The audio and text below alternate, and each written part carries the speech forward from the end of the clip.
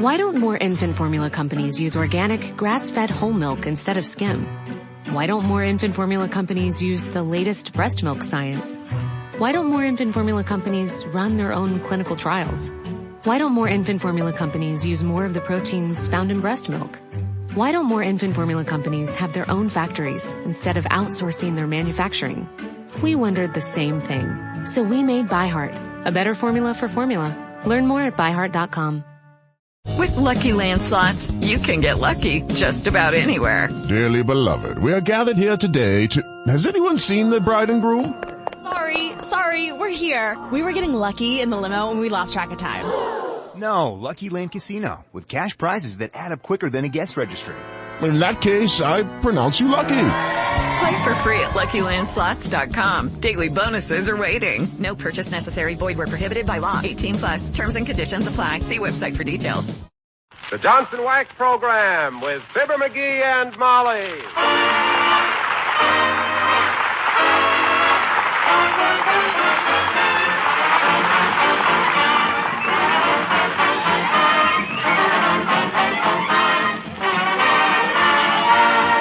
The makers of Johnson's Wax products for home and industry present Fibber, McGee, and Molly with Bill Thompson, Gail Gordon, Arthur Q. Bryan, Dee Benaderet, and me, Harlow Wilcox. The script is by Don Quinn and Phil Leslie. Music by the King's Men and Billy Mills Orchestra.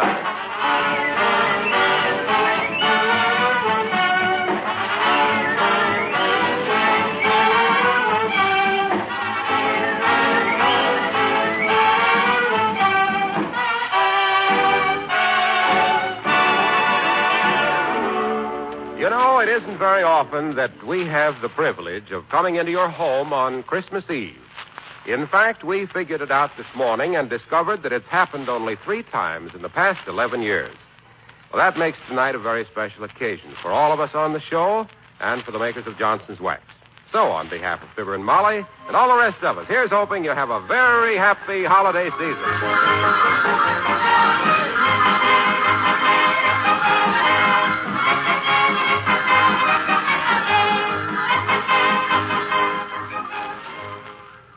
We take you now to the Wistful Vista branch of Santa Claus Incorporated, where we find one of St. Nick's little helpers hard at work.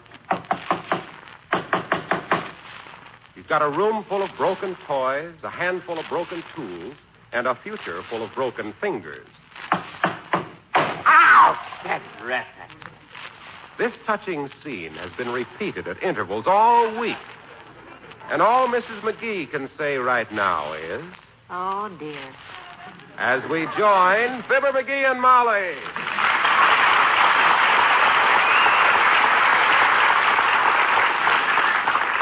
How's it coming, McGee? Got many more toys to fix? Many more to fix. My gosh, yes, about 150. Altogether? About 5 of them are all together.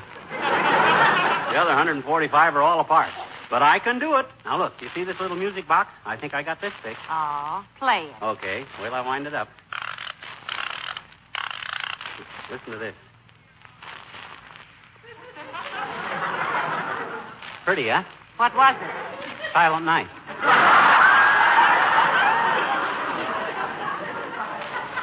Look, dearie, doesn't Mother's eager little beaver think his bright little teeth are bitten off more than they can chew this time? No, I got plenty of time. They don't have to be ready till the day before Christmas.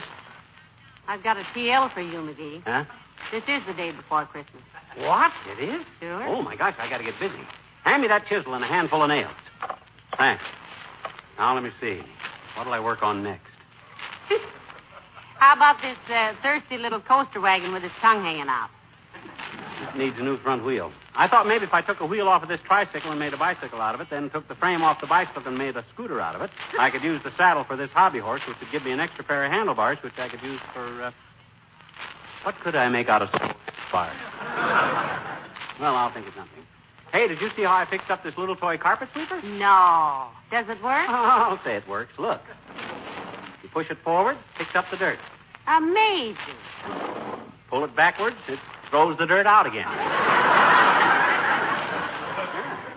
That way, the kid can use the same dirt all day long.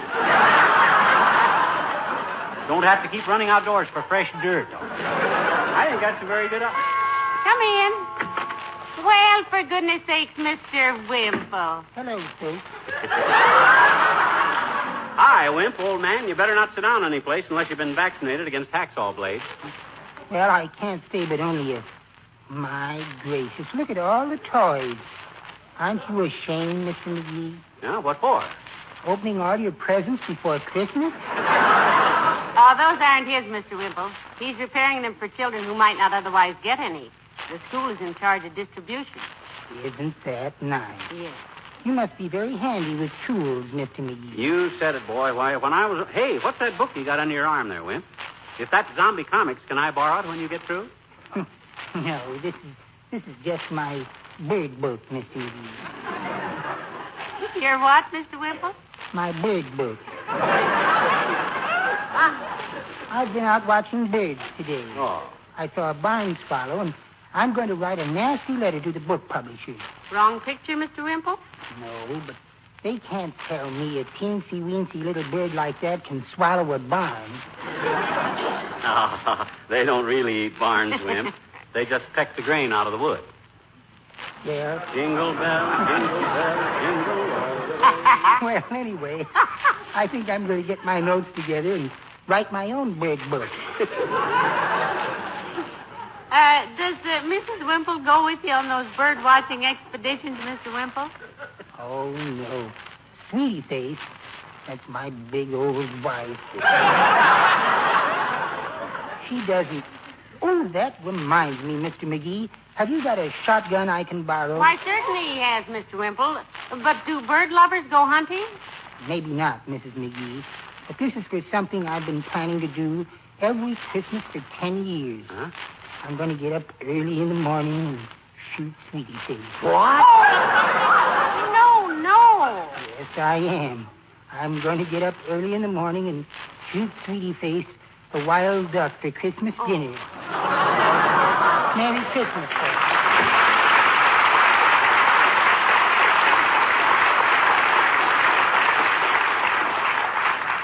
Well, McGee, I don't like to nag, but hadn't you better get busy with those toys? You haven't much time left, you know. My gosh, I haven't at that. Now, let me see. I think I'll fix up this dollhouse. The roof sags like a restaurant pie. Hand me that hammer, and I'll have this thing fixed before... Excuse me, folks. I forgot my bird book. Oh, here it is.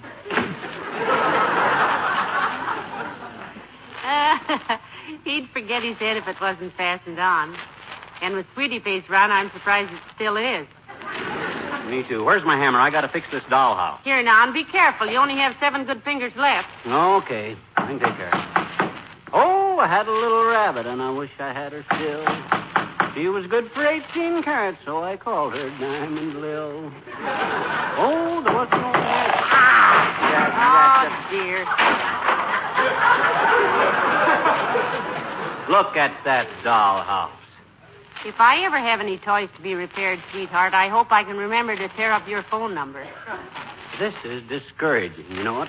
All them little kids depending on me to fix these toys, and here it is almost time to have the... Come in.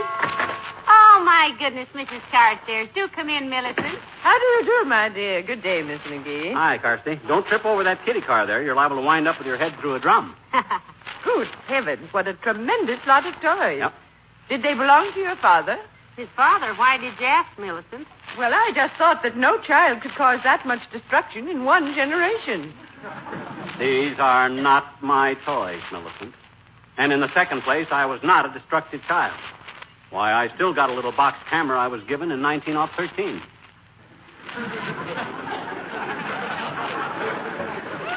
Does it still work, McGee? Yeah, it works all right, but I don't use it. Too dangerous. Dangerous? Yeah. Cuts everybody's head off. But, what, may I ask, are you doing with all these toys, Miss McGee? Well, the school collected them, Millicent, and McGee was to fix them up for the more unfortunate children. Oh, what a splendid idea. I find myself revising my opinion of you, Mr. McGee. This is a side of your character I had not suspected. Oh, you'd be surprised, Millicent. His character has more strange sides than a Calypso album. Now, this is nothing any red-blooded American boy wouldn't have done if he'd stuck his big fat neck out like I did. But what a tremendous job you have to do in such a short time, Mr. McGee. Well, this toy trumpet, for instance. Can you straighten this out? Well, not knowing how to play a trumpet in the first place, he probably wouldn't know when it was fixed, Millicent. Oh, well, perhaps I can help. I once played trumpet in the orchestra at Wellesley. Let me take it. Oh, fine. Here, Carsey. Pucker up and have a go at the blues, sugar. I mean, the sugar blues. The sugar blues. Sugar Blues is more of a trombone number, Mr. McGee. Oh. I'll try the 12th Street Rag. Although I'm afraid my embouchure is not what it was. Oh, I don't know. With a fur coat on, it's McGee.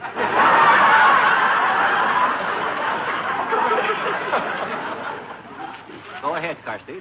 Very well.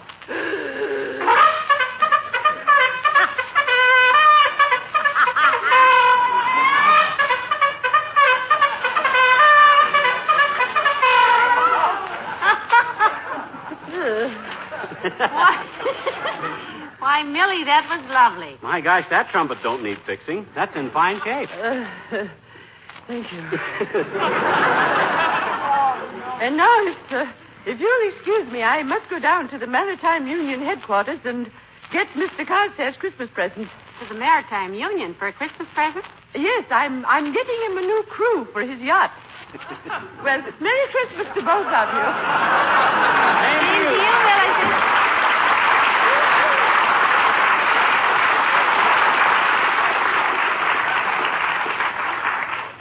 You know, dearie, she's right. The time is awfully short to do much about these toys. I know it. Maybe if I work fast, I'll... Oh, my tools are no good. You know, look at them. The chisel is nicked, the pliers are falling apart, and the hammer is looser in the head than I am. I got to get down to the hardware store quick and get some new tools. Where's my hat and coat? Where's that bait can I was hiding my money in? Well, now, if you can't remember where you hide your money, dearie, I'm sure Oh, I remember. It's right here behind the dictionary. Here it is. Well, I got to get going. Well, I'll see you later. Goodbye. Wait a minute. You didn't kiss me. Huh? Oh, goodbye. Ah, there goes the good kid. And who does he think he's fooling?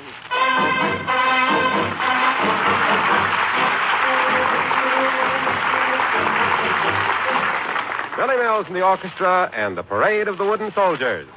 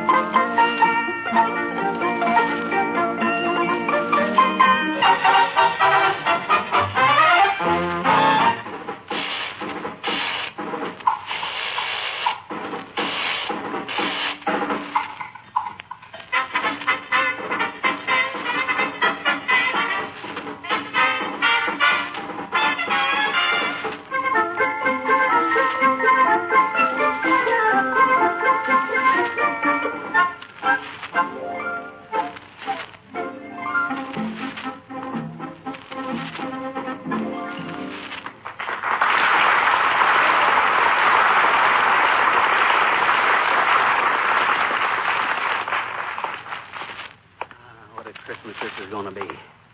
Fibber McGee, the dope of the ages. What a sap. What a husband. Somebody ought to put a Santa Claus suit on me and drop me down in a chimney of a blast furnace. Oh, wait a minute, McGee. What are you going to tell her? Are you going to tell her you spent all your Christmas money for new toys? My gosh, I don't know. Well, you got to say something. Oh, yeah? The reason I got into this mess is by talking too much. I know, but what are you going to do now? Gee, I don't know. Well, think. I am thinking. The only thing to do is to stall, boy. Stall for time. Okay, that's my only out. I'll stall. That's you, McGee? Yeah. Yeah. Was the hardware store open? Yeah, it was open. That's nice. There's some hot coffee on the stove if you want some. Thanks, kiddo. Well, why don't you ask me? Let's get it over with. Here's a Christmas card from Aunt Sarah. Oh, yeah? I'll bet there's postage due on it. That old dame is so tight she couldn't put on her hat without lifting herself off the floor. Well, you got it wrong this time, sweetheart. You know what? She sent us a $500 check for Christmas. What? She did? $500? That's right. And she said if the Republicans are elected in 1948, she'll sign it.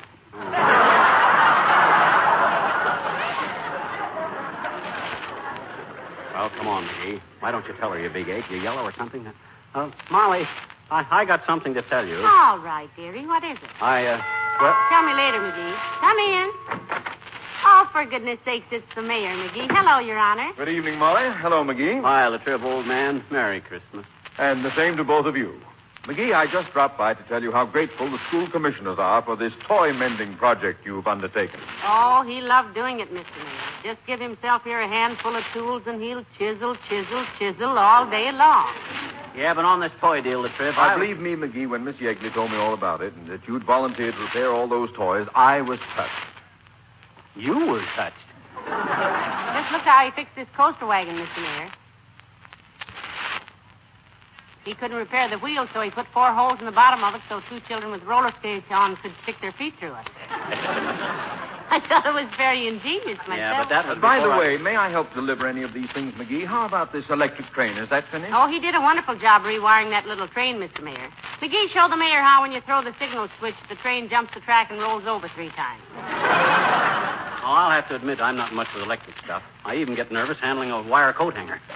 But it don't matter now, Latriv, because what I done now... Yes. But as I say, McGee, I'll be glad to deliver any of this stuff for you. How about this sled here? No, Your Honor. I don't believe No, not that sled, Latriv. You don't try to pick up don't that... Don't talk nonsense, McGee. No. If a child can handle this, I'm sure I won't have any trouble. Hey! Oh, my bag. I've broken my bag. Well, we warned you, Mr. Mayor. What's that sled made of, lead? No. I was putting some new runners on it, Latriv, but the nails were too long and I nailed it to the floor. I'm sorry. Oh, that's quite all right. I'll let you know how my X-rays come out. Merry Christmas. Look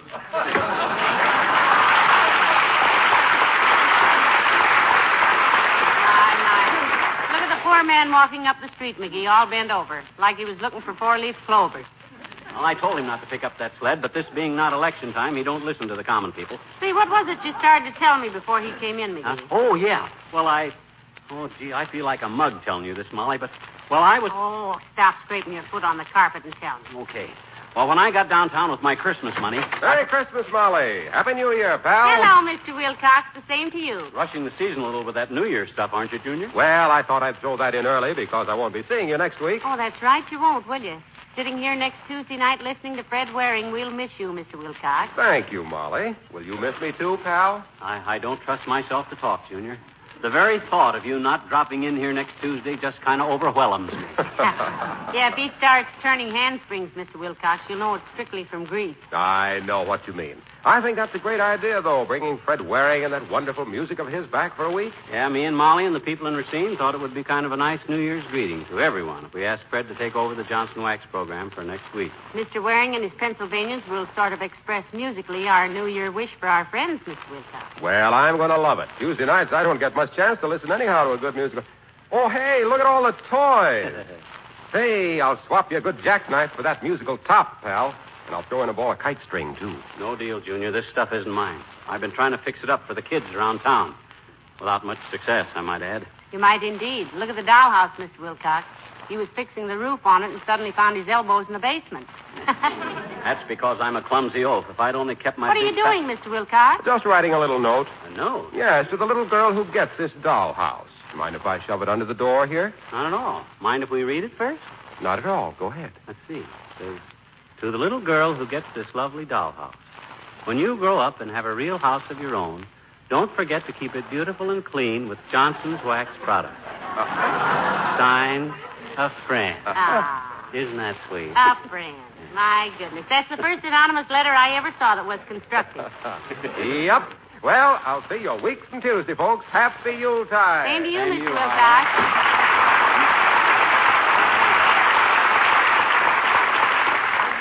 Old Waxy never quits, does he? McGee, you started to tell me something, you know. Oh, yeah. I was trying to tell you what... I feel awful about this, kiddo, but gee... Was it something about the toys, dearie? Yeah, it was, yeah. Now, look, When I took my Christmas money... This is like reading a continued story in a monthly magazine. Come in. Merry Christmas, my dear, and a cheery Yuletide greeting to you, too, Jingle Brain. Hello, Dr. Gamble. Nice to see you. Well, if it isn't the mortician's friend. Hi, Sulfa Huckster. What are you doing with all the toys, Beaver Bottom? Been hijacking Santa Claus? Well, he undertook to repair them for some children for Christmas, Doctor. You don't say.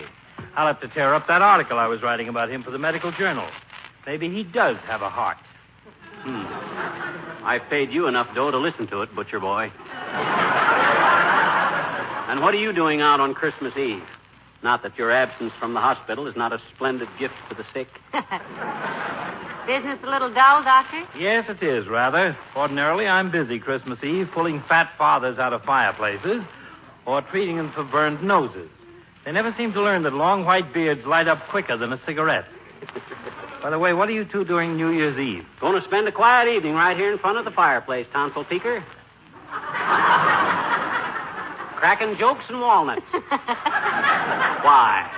I have reservations at a nightclub if you'd care to join me. Well, thank you so much, Doctor, but we want to stay in that night and listen to Fred Waring. Fred Waring? Something special? Yeah, he's going to be on the air for Johnson's Wax next Tuesday night at the same time, Fatso. It's going to be a novelty for radio, Doctor. A singing program with spoken commercials. That I shall have to hear. I'll tear up my reservations and join you if I may. Pray do, Doctor. And bring your medicine bag. I always eat too much caramel popcorn on New Year's Eve. I'll be there with full equipment, glutton buttons. Although I'll probably be called out a few times during the evening. Really, Doctor? Yes, New Year's Eve, you know. Oh, yeah. People forget that slow gin and fast cars can be a poisonous combination. Oh? As the head gets lighter on the neck, the foot gets heavier on the accelerator. Well, Merry Christmas. Thank you, Doctor.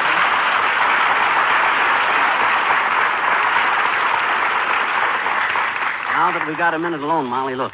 Remember when I grabbed that bait can with my dough in it and ran down to the hardware store? Yeah? Well, the fact is, Oh, this is going to make me look like an awful fool. Now, sweetheart, when you fumbled that installment wedding ring on my finger, I took you for better or for worse. Mostly it's been for the better, so you might as well average it up a little. Well, okay. Here's the situation. When I realized Say, maybe you better write me an inter-office memo, McGee. Yeah. Conversationally, we're not getting any place. Come in. Oh, Alfred. Hi, Teeny. Hi, mister. Hi, Miss McGee. Teeny's the one who talked me into fixing all these toys, Molly. Yes, I know. Sis, I owe you an explanation. See, mister, you don't owe anybody anything, I bet you. Huh? I was just over to school and I saw all those toys. Oh, boy. Are they ever super, though? Just like new. Thanks ever so much, mister. Well, I got to spill this sometime, I guess. Sis, those toys are new. I bought them and had them sent over there. Oh? You mean you couldn't fix the old ones, mister? Couldn't you? Couldn't you? No, I couldn't. As a toy repairman, I'm about as handy as a turtle at a taffy pull. I flopped the assignment, Sis. You did not, I bet you. You were wonderful. Miss Yegley was so happy she cried. She did? Hmm? I said she did? Did what? Cried. Who? Miss Yegley! I know it.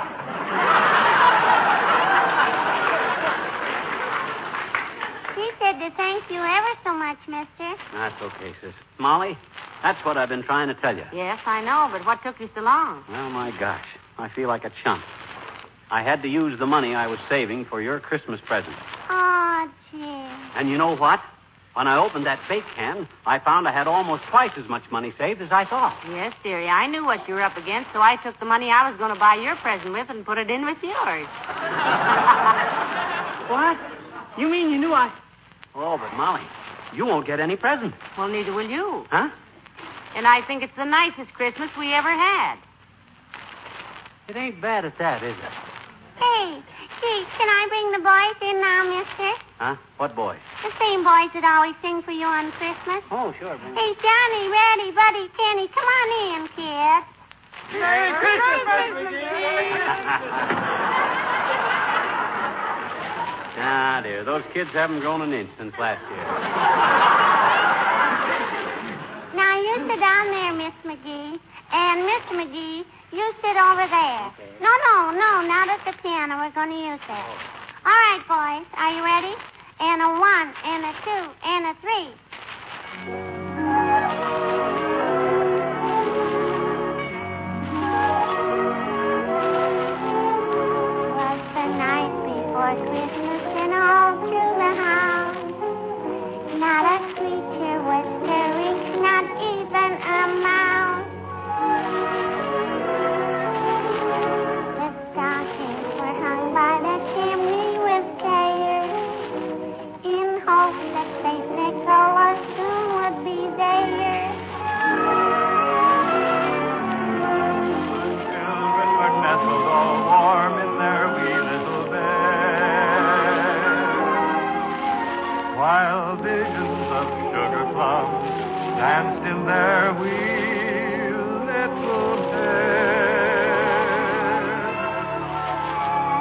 Mama in her kerchief and I in my cap have just settled down for a long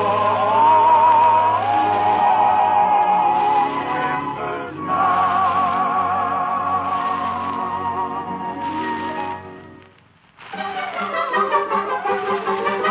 But out on the lawn there arose such a clatter. I sprang from my bed to see what was the matter.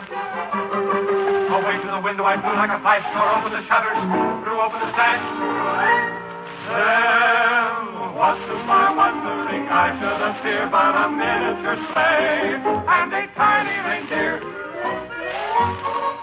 With a little old driver so lively and quick that I knew right away that it must be St. Nick.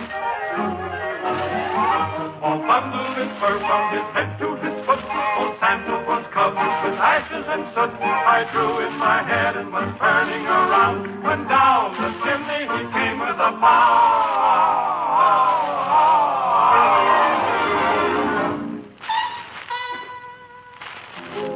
His eyes, how they twinkle.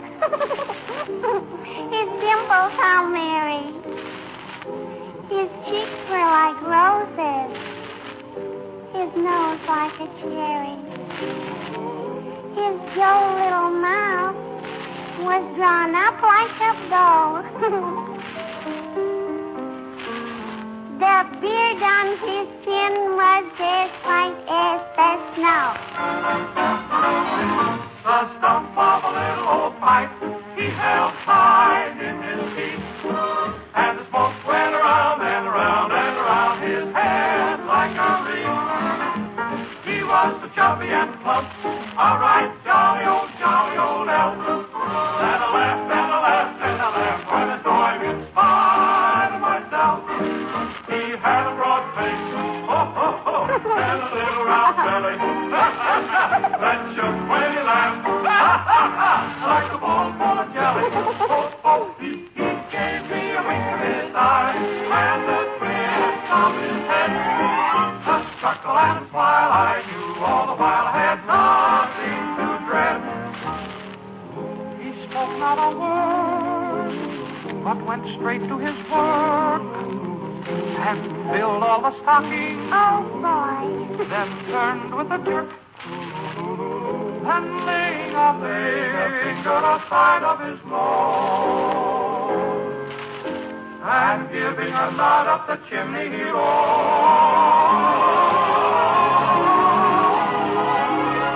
He sprang to his sleigh, to his team, gave up his home, and away they all flew like the dawn of the song. But I heard him exclaim, and he drawled out a cry. Merry Christmas to all, and to all,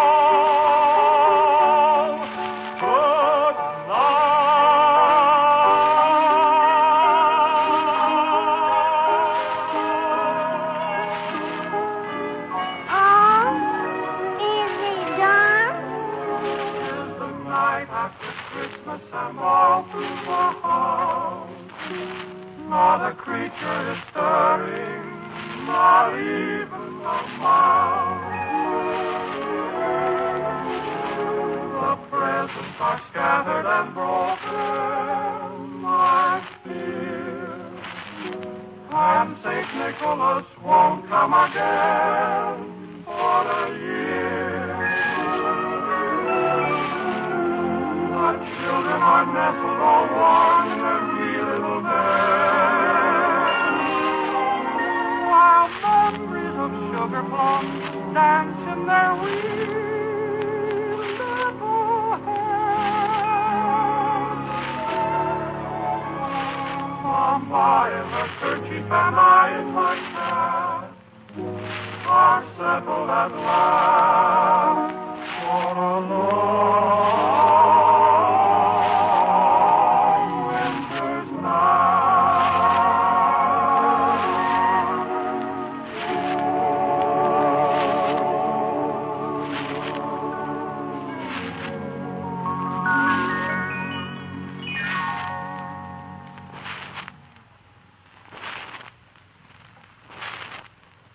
This is NBC, the National Broadcasting Company.